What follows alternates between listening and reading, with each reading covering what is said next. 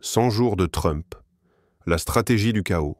Le 28 janvier 1917, Donald J. Trump prête serment et devient le 45e président des États-Unis. Une élection improbable, un personnage controversé et une promesse, rompre avec l'establishment politique. Dès ses premiers jours à la Maison-Blanche, Trump impose un style inédit, brut, conflictuel, déstabilisant. Il gouverne par tweet, provoque la presse, défie les institutions et multiplie les décisions chocs. En 100 jours, il redéfinit la fonction présidentielle et bouleverse les codes de la diplomatie, de la communication et de la gouvernance. À travers cette vidéo, nous allons plonger dans cette séquence décisive. Était-ce une stratégie délibérée ou un chaos improvisé? Les 100 premiers jours de Donald Trump sont plus qu'un simple début de mandat. Ils sont une démonstration de force, une méthode politique, un signal envoyé au monde. Voici comment s'est jouée la première manche de ce qui allait devenir l'une des présidences les plus clivantes de l'histoire de. Contexte avant l'élection de Trump. Avant l'élection de Donald Trump, l'Amérique est traversée par de profondes fractures. L'ère Obama a apporté des avancées majeures, notamment sur le plan des droits civiques et de la couverture santé, mais elle a aussi cristallisé des oppositions farouches. Une partie de la population blanche, rurale, conservatrice, se sent délaissée. Le ressentiment grandit face à une élite perçue comme déconnectée, face à la mondialisation, à l'immigration, aux nouvelles normes culturelles. Le fossé se creuse entre les grandes villes progressistes et les États du centre et du sud, plus traditionnels. Sur le plan économique, la crise de 2008 a laissé des cicatrices. Si Wall Street s'est redressée, Main Street, elle, peine à se relever. Les inégalités explosent, l'emploi industriel recule et des millions d'Américains voient l'Irlande leur niveau de vie stagner. Ce climat nourrit la défiance envers les institutions. Congrès paralysés, juges politisés, médias accusés de partialité. L'ambiance est à la méfiance généralisée. Parallèlement, les tensions raciales s'exacerbent. Les mouvements comme Black Lives Matter dénoncent les violences policières et les discriminations systémiques. L'Amérique apparaît divisée sur l'identité, la mémoire, l'histoire. Les débats autour du port d'armes, de l'avortement ou de l'immigration deviennent explosifs. Dans ce contexte de colère sourde et de polarisation, Donald Trump entre en scène. Homme d'affaires sans expérience politique, star de la télé-réalité, il capte l'attention en brisant les codes, en parlant sans filtre, en exploitant les peurs et les frustrations. Les médias, fascinés par le phénomène, lui offrent une exposition inédite. Sans le vouloir, il contribue à sa montée. C'est dans cette Amérique en crise, méfiante et fragmentée, que l'élection de Trump devient possible, voire inévitable. Troisième, l'arrivée au pouvoir, choc et rupture. Le 20 janvier 2017, Donald Trump prononce un discours d'investiture qui marque une rupture radicale avec ses prédécesseurs. À la solennité traditionnelle, il préfère un ton combatif, sombre, accusateur. Il dénonce les carnages américains causés, selon lui, par les élites politiques et promet de rendre le pouvoir au peuple. Ce discours inaugural donne immédiatement le ton. Il ne cherchera pas à rassembler, mais à affirmer une vision clivante, populiste et nationaliste. Dès les premiers jours, les décisions s'enchaînent à un rythme effréné. Par décret présidentiel, Trump tente d'imposer une interdiction d'entrée sur le territoire à plusieurs pays majoritairement musulmans, provoquant un tollé aux États-Unis comme à l'international. Les aéroports deviennent des lieux de manifestations massives. Les tribunaux bloquent la mesure, mais Trump persiste, relançant une version amendée. Ce « Muslim ban » cristallise le style Trump, rapide, brutal, juridiquement contesté, mais symboliquement fort. Les nominations au sein de son administration confirment la stratégie du choc. À la tête de l'Agence de protection de l'environnement, il place Scott Pruitt, climato-sceptique notoire. À l'éducation, Betsy DeVos, milliardaire sans expérience dans le secteur public. À la Maison-Blanche, Steve Bannon, ancien dirigeant du site d'extrême droite Breitbart News, devient son stratège en chef. Ces choix sont autant de provocations que de signaux politiques adressés à sa base. Trump est là pour bousculer l'ordre établi. La communication présidentielle devient également un terrain d'affrontement. Trump s'exprime directement sur Twitter, court-circuitant les médias traditionnels qu'il qualifie d'extrémistes, ennemis du peuple.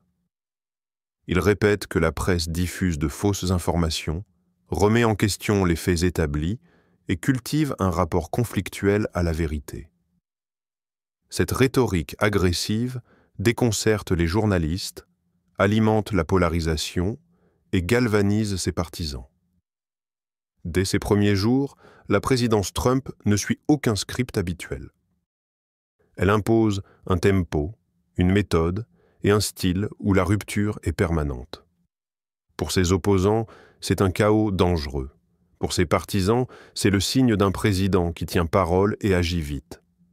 Dans tous les cas, le message est clair. Une nouvelle ère commence, brutale, imprévisible et sans retour en arrière. Quatrième, la stratégie du chaos expliquée. Derrière l'apparente confusion des premiers mois de la présidence Trump, une logique plus profonde semble se dessiner. Ce que certains qualifient de désorganisation ou d'improvisation s'inscrit en réalité dans une stratégie politique délibérée, celle du chaos. Inspirée en partie par les écrits de penseurs réactionnaires, mais aussi par les pratiques du marketing et du monde des affaires, cette méthode repose sur 3 piliers: la confrontation permanente, l'imprévisibilité et la déstabilisation des contre-pouvoirs. Dès son arrivée à la Maison-Blanche, Trump choisit le conflit plutôt que le consensus. Il ne tente pas de rassembler la nation. Au contraire, il renforce les clivages. Les opposants deviennent des ennemis. Les journalistes sont traités d'ennemis du peuple. Les juges fédéraux sont accusés de partialité politique. Les agences de renseignement sont remises en cause. Chaque institution qui résiste devient une cible. Cette posture binaire, nous contre eux, polarise le débat public et maintient une mobilisation constante de sa base électorale. Le deuxième levier de cette stratégie est l'imprévisibilité. Trump brouille les repères traditionnels de la communication politique. Il annonce des décisions majeures par tweet, souvent tôt le matin ou tard le soir. Il contredit ses ministres en public, revient sur ses positions, provoque des crises diplomatiques en quelques mots. Cette instabilité est calculée. Elle empêche l'adversaire de s'organiser, déstabilise les médias et concentre l'attention sur sa personne. Chaque jour devient un nouveau feuilleton. Le chaos devient le message. Troisième axe, l'attaque des contre-pouvoirs. Le pouvoir judiciaire, le Congrès, les agences fédérales, la presse, les services de renseignement, tous font face à des attaques répétées. Non seulement Trump critique leur légitimité, mais il tente de les affaiblir structurellement. Il limoge James Comey, directeur du FBI, en pleine enquête sur les ingérences russes. Il refuse de transmettre certains documents au Congrès. Il nomme des juges ultra-conservateurs à tous les niveaux de la justice. L'objectif est clair, réduire les capacités de résistance du système face à sa volonté présidentielle. Cette stratégie du chaos produit des effets puissants. Mais elle désoriente ses adversaires, monopolise l'espace médiatique et crée un sentiment d'urgence permanent. Elle fonctionne comme un brouillard dans lequel il devient difficile de distinguer l'essentiel de l'accessoire. Pendant que les médias s'indignent d'un tweet polémique, des décisions structurantes passent en second plan. Démantèlement de régulation, nomination clé, modification profonde de la politique migratoire ou fiscale. Mais cette méthode a aussi ses limites. L'accumulation de conflits fragilise la cohésion interne de l'administration. Plusieurs collaborateurs démissionnent ou sont limogés. Des fuites sortent régulièrement dans la presse. Les enquêtes judiciaires se multiplient et, dans l'opinion, le pays se divise toujours plus profondément. La stratégie du chaos fonctionne à court terme, mais laisse derrière elle une démocratie fragilisée, un climat politique toxique et une image de l'Amérique profondément transformée. Au-delà du tumulte, cette méthode interroge. S'agit-il d'un calcul froid et rationnel, ou d'un style de gouvernance dicté par l'instinct et la réaction? En réalité, c'est probablement un mélange des deux. Trump, homme de télévision, sait que dans un monde saturé d'informations, celui qui fait du bruit contrôle le récit. Et dans cet univers chaotique qu'il scinde. Politique étrangère en rupture. Dès les premiers mois de sa présidence, Donald Trump impose une rupture radicale dans la manière dont les États-Unis conduisent leur politique étrangère. Exit le multilatéralisme, les alliances stables et les discours calibrés. Trump adopte une posture transactionnelle, brutale et nationaliste fondée sur le principe de l'America First. Cette approche bouleverse les équilibres internationaux établis depuis des décennies. L'une des premières cibles de cette stratégie est la Chine. Trump accuse Pékin de pratiques commerciales déloyales, de vol de propriété intellectuelle et de manipulation monétaire. Il engage une guerre commerciale inédite, imposant des centaines de milliards de dollars de droits de douane sur les produits chinois.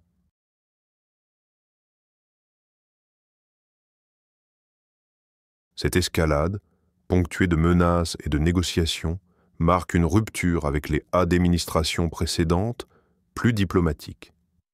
Si elle inquiète les marchés, cette confrontation plaît à une partie de l'électorat américain, qui voit en Trump un président prêt à défendre les intérêts nationaux. L'OTAN, pilier de la sécurité occidentale depuis 1949, est également secouée. Trump critique vivement les alliés européens, les accusant de ne pas payer leur juste part pour leur défense. Il remet en question l'article 5, le principe de défense collective, provoquant l'inquiétude des partenaires historiques. Ces attaques affaiblissent la cohésion de l'Alliance et alimentent les doutes sur l'engagement réel des États-Unis à défendre leurs alliés en cas de crise.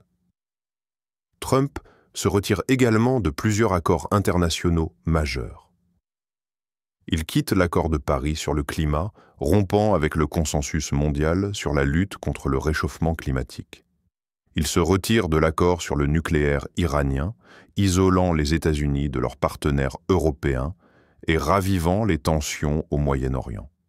Ces décisions, justifiées au nom de la souveraineté américaine, fragilisent la diplomatie multilatérale et renforcent l'image d'une Amérique imprévisible et unilatérale. En matière de communication, Trump adopte un discours de force. Il menace la Corée du Nord de feu et de fureur avant de rencontrer Kim Jong-un dans un sommet inédit. Il tisse des relations personnelles avec des dirigeants autoritaires, de Vladimir Poutine à Mohammed Ben Salmaneh, brouillant les repères traditionnels des relations internationales. Pour ses partisans, cette approche directe permet de débloquer des situations figées. Pour ses détracteurs, elle légitime des régimes répressifs et affaiblit les valeurs démocratiques. En définitive, la politique étrangère de Trump reflète sa vision du monde.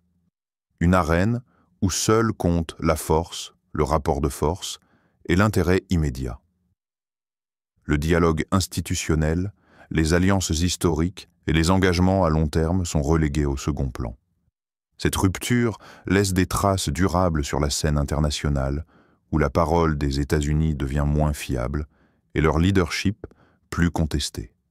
Sixième impact intérieur, société divisée, institutions sous pression sur le plan intérieur les 100 premiers jours de la présidence, Trump agisse comme un révélateur des tensions profondes qui traversent la société américaine. Loin d'apaiser les divisions, son arrivée au pouvoir les exacerbe. Le pays, déjà polarisée, entre dans une période de confrontation politique, culturelle et institutionnelle sans précédent depuis les années 1960. Dès les premiers jours, des manifestations massives éclatent à travers le pays. La Women's March du 21 janvier 1917 réunit des millions de personnes dans toutes les grandes villes américaines contre le sexisme, le racisme et les menaces perçues contre les droits civiques. Ces mobilisations se multiplient à mesure que l'administration Trump enchaîne les décisions controversées. Interdiction d'entrée pour certains pays musulmans, tentative d'abrogation de l'Obamacare, restrictions sur les droits des personnes transgenres, attaques contre les médias ou les scientifiques.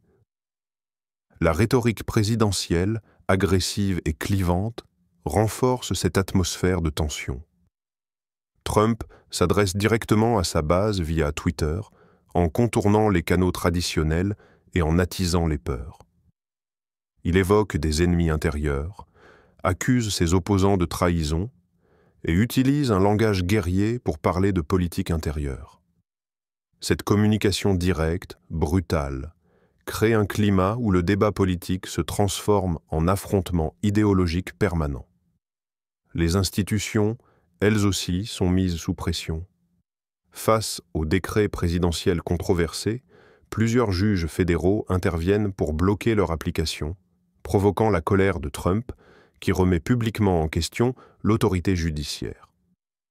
Ces attaques répétées contre les juges, mais aussi contre le FBI, la CIA, ou même certaines agences sanitaires, fragilisent la confiance du public dans les piliers de la démocratie américaine. Les contre-pouvoirs jouent néanmoins leur rôle. Le Congrès, bien que dominé par les républicains, résiste parfois à certaines initiatives présidentielles. Les médias d'investigation révèlent des affaires, des fuites internes, des conflits d'intérêts.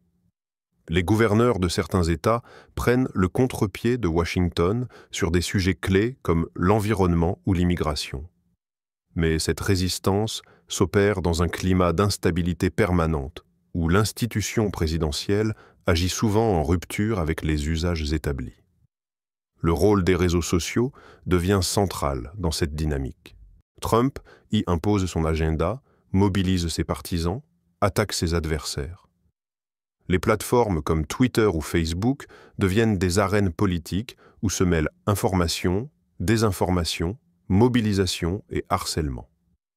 La frontière entre le discours officiel et la propagande personnelle s'efface peu à peu. Enfin, les minorités ethniques, religieuses et sexuelles ressentent de plein fouet les effets de ce nouveau climat. Les discours xénophobes, banalisés, la montée des crimes haineux, les politiques de contrôle renforcées créent un sentiment d'insécurité dans de nombreux foyers. Pour des millions d'Américains, ces premiers mois ne sont pas seulement une rupture politique, ils représentent une menace directe à leur mode de vie, à leur dignité, voire à leur citoyenneté. L'impact intérieur de la présidence Trump, dès ses débuts, dépasse les seules décisions politiques. Il s'agit d'un choc culturel, institutionnel et symbolique. Une remise en cause de l'équilibre fragile sur lequel repose la démocratie américaine. Les 100 premiers jours, traditionnellement perçus comme une période d'élan politique, ont donné lieu à un bilan en demi-teinte. Si certains indicateurs économiques affichent des signes encourageants, les résultats politiques et sociaux restent marqués par des tensions persistantes. Sur le plan économique, plusieurs signaux positifs méritent d'être soulignés. La croissance, bien que modeste, a surpris les analystes par sa résilience, portée par une reprise de l'investissement privé et un léger rebond de la consommation des ménages.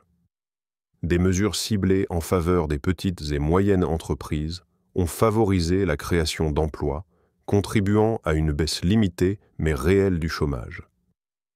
Dans certaines filières, notamment les énergies renouvelables et la tech, de nouveaux dispositifs fiscaux ont dynamisé l'innovation. Ces premiers résultats offrent à l'exécutif des éléments tangibles pour revendiquer une certaine efficacité économique.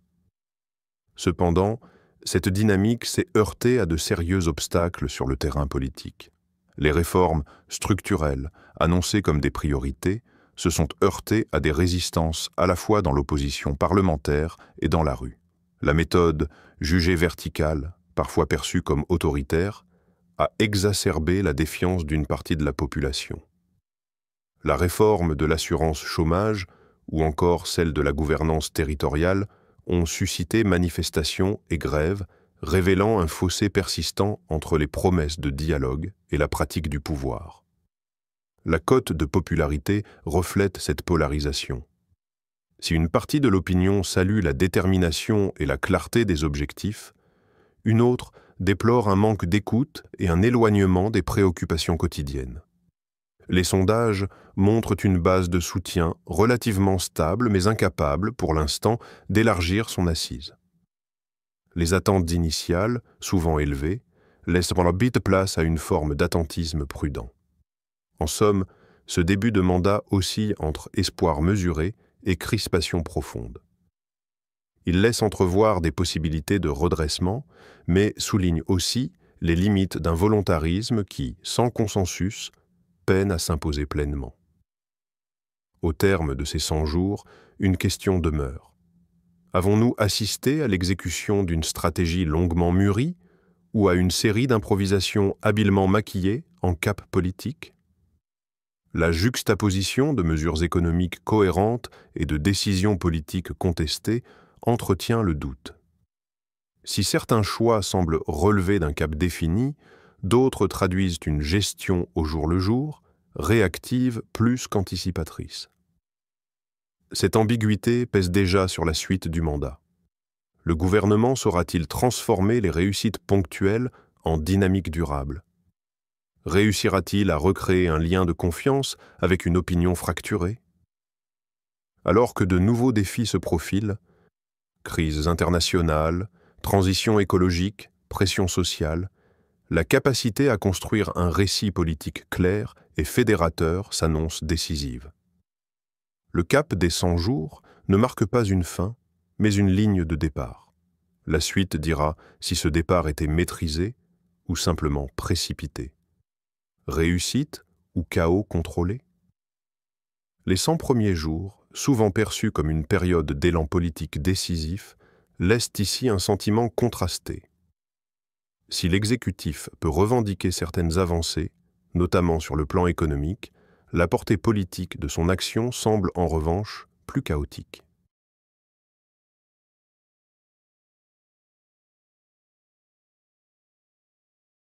Sur le front économique, plusieurs signaux positifs sont à souligner.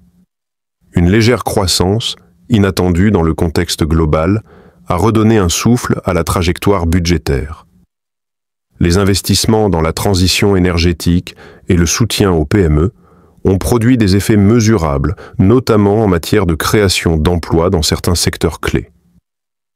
Des incitations fiscales ciblées ont aussi permis de relancer la consommation à court terme, tandis que les marchés ont globalement salué la stabilité des orientations. Ce socle donne au gouvernement une légitimité technique sur les enjeux économiques immédiats. Mais en parallèle, l'action politique a souffert de divisions et de frictions profondes. Le manque de consensus autour de réformes sensibles, comme celle du travail ou des collectivités locales, a engendré une contestation sociale massive. Les manifestations, les grèves et la montée des tensions dans certaines institutions montrent une fracture persistante entre la parole politique et la réalité vécue sur le terrain. La méthode, parfois jugée brutale ou trop verticale, a cristallisé des colères diffuses, rendant les arbitrages impopulaires, même lorsqu'ils paraissaient nécessaires. La popularité de l'exécutif s'en ressent. Ni effondrement, ni engouement. Les sondages traduisent une opinion divisée entre ceux qui voient une volonté de transformation et ceux qui dénoncent une forme d'arrogance. Ce flou entretient une atmosphère de flottement politique où l'efficacité affichée ne suffit pas à compenser le sentiment d'un pouvoir déconnecté. Au final, ce bilan des 100 jours ressemble à un équilibre instable. un volontarisme assumé, mais qui semble parfois masquer une gestion sous pression. Les fondations sont posées, mais la solidité de l'édifice reste à prouver.